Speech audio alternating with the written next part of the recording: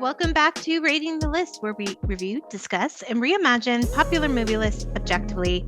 We're your hosts. I'm Jerry. And I'm Brad, and on this episode, we'll be exploring number 59 from Ranker's The Top 100 Heist Movies of All Time as of January 1st, 2025. 59 is The Taking of Pelham 123, directed by Tony Scott, written by Brian Helgeland and John Godry. Cinematographer is Tobias Schillisler. Sorry. Editor is Chris Levinson. Starring Denzel Washington, John Travolta, and Luis Guzman. New York City train dispatcher Walter Garber is pressed into the role of hostage negotiator when a group of armed criminals led by mastermind Ryder hijack a subway train and threaten to kill everyone on board unless a large ransom is paid.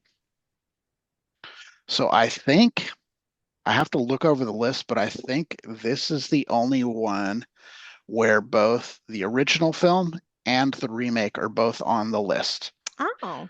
So there are other remakes that are on this list, but I don't think the originals are on the list. And there are ones where the original's on the list, but the remake isn't on the list. Okay.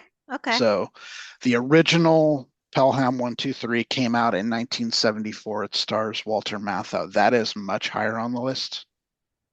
It's been a long time since I've seen it. There's also apparently, because they're all on Tubi right now.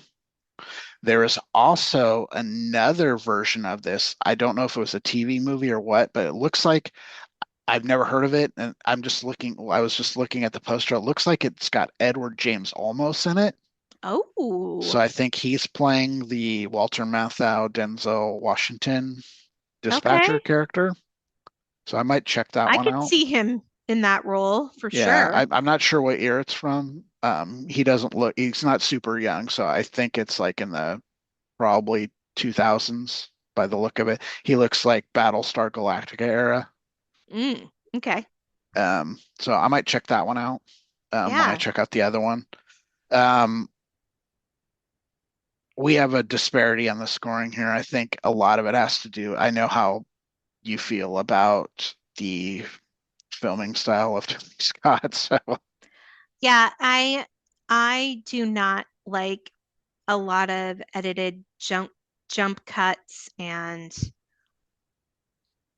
I just don't like that style very much. It's too like one of the reasons why I hated the Romeo and Juliet that came out with Leonardo DiCaprio, the same reason. I did not like the editing at all. It was so choppy and just all over the place. So this had that same kind of feel to it. I don't enjoy that filmmaking very much. Yeah, I could see it. Yeah, the other reason why I didn't really enjoy this movie is I don't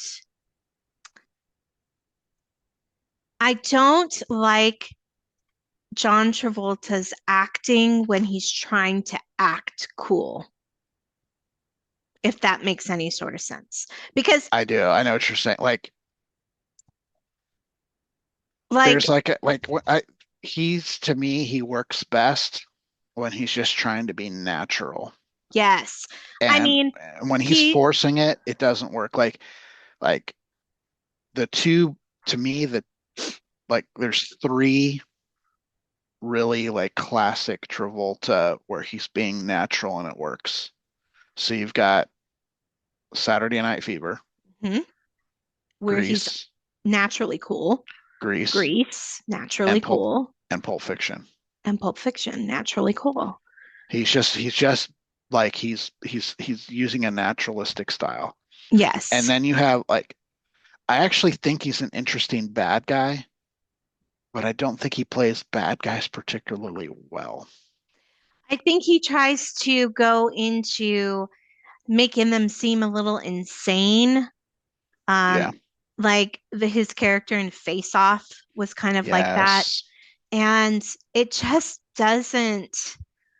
And with this character,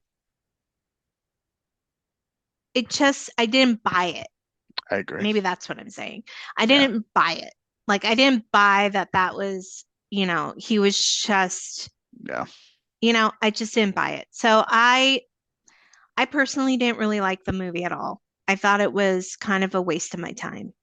Um, I I can appreciate what it was trying to do. I thought the story was interesting. yeah, The whole subway system. yeah. And we're gonna, I mean, we're gonna go back to this, and we're at number 59 in about 6 months. Okay, okay. But yeah, This list is long. This is taking us a while. yeah, and I want to like this movie, but Like, yeah, I just don't. there's things to like about it. Like specifically, I think Denzel Washington is really good in this movie. Like he gives a really good performance in this movie. I really like him. I like John Turturro a lot in this movie. I think their interactions are great.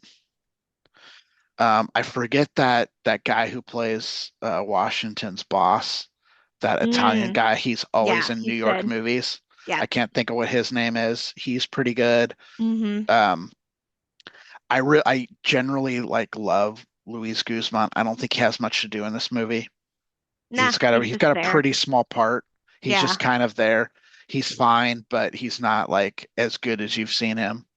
Um, James Gandolfini's pretty good Yeah. Yeah. as the mayor. Hmm. There's interesting stuff that happens in this movie. I think like the extras or small bit players all give really good performance in this movie. It's a Yeah, really like all the well, passengers, the I people think that for the are on most the. part, like you throw like with the exception, honestly, with the exception of Travolta, I think everyone gives pretty damn good performances in this Hmm. movie. Um, it's it's kind of the height of slick Hollywood movies. Mm, Everything about it feels slick Hollywood. It's mm, very much a Tony Scott movie. Like you can't like watch this and not realize Tony Scott's making it. yeah. Like Yeah. it immediately like, oh, this is 100% a Tony Scott movie. Um, I don't hate it. I don't love it. It's not a like it's just kind of there. Yeah. That's kind Exactly. of how I feel. It's kind of there. And Um, is it I mean, based on, it's 100% a heist movie because but they're not taking anything. they are. They held people for ransom. Yes, but they're also, the reason that they're doing it is to steal money from the stock market. Mm, yeah. They're set that And then they're like like, this is what I'm in it for. I'm in it for the money. It's got right. to be more than that. It was more than that. Had to be. Mm. I Based on the think conversations between Travolta and Washington, it was more than that. yeah, they could have gotten into that character more. I agree. Hmm. Um, yeah, yeah. It was an interesting film to remake. It was an interesting film to update. Like when it's hard, I, I want to get into it more with you, but you haven't seen the original one yet, so um I don't hate the idea of a remake because I think remaking a movie that took place in the 70s with the advancements in technology of the subway system and electronic commerce and all that kind of stuff makes a lot of sense. I think it would be interesting to set it somewhere else, maybe Chicago or Here's where even I would set here. it. I would set it in Europe. I think it would be a more interesting move, or Mm, Japan. yeah, Imagine this movie on a freaking bullet train. How cool that would be. yeah, yeah, that would be. And I think Why if do you I feel said, like there is a movie on the bullet train? I'm sure there probably is, but I think if you set it in Europe, you open yourself up to more interesting possibilities because that train system goes through all these countries, right? Yeah. So now you've got Interpol involved and you've got the politics of multiple cities involved and multiple countries involved. And it just gets into a bigger geopolitical thing. And I think if you the way I would do it is I would make I would make the guys behind the guys a different ethnicity, but I would make the upfront guys Middle Eastern and Mm. throw that racial element into it. But the Mm-hmm. guys that are really behind it have no ideology or whatever. They're using the the systematic racism and hatred that people kind of have developed for Muslim people, especially in Europe, Yeah. to their advantage in order to kind of get their agenda across. I think you could make a really interesting movie there. Yeah, for sure. I agree. How did we rank it? Let's see. I gave it a 60.5. You gave it a 48.6, so the list score 54.55. So I think that's kind of exactly where it should be. It's about average. Yeah, Like agreed. 55, like we've talked about, 55 is about the average of average on our list. Yep. So it's kind of right in the middle. I think that this movie falls squarely where it should. It's a competently done movie with decent acting and decent writing. There's nothing about it that's bad. It's just there. It's not great. Yeah, there's obviously a couple things I don't like about it, which Sure, I've there are already things you stated. don't like about it, but they're not bad. Like Right. you can't unequivocally say they're bad. They're just not your taste. Right. Exactly. So, all right. Well, if you've seen this version of Pelham 123, please let us know in the comments. If you'd like to talk to us directly, please do so at ratingthelist@gmail.com. But that's it for now. I'm Jerry, I'm Brad. and we're rating the list. We'll see you later. Bye. Bye.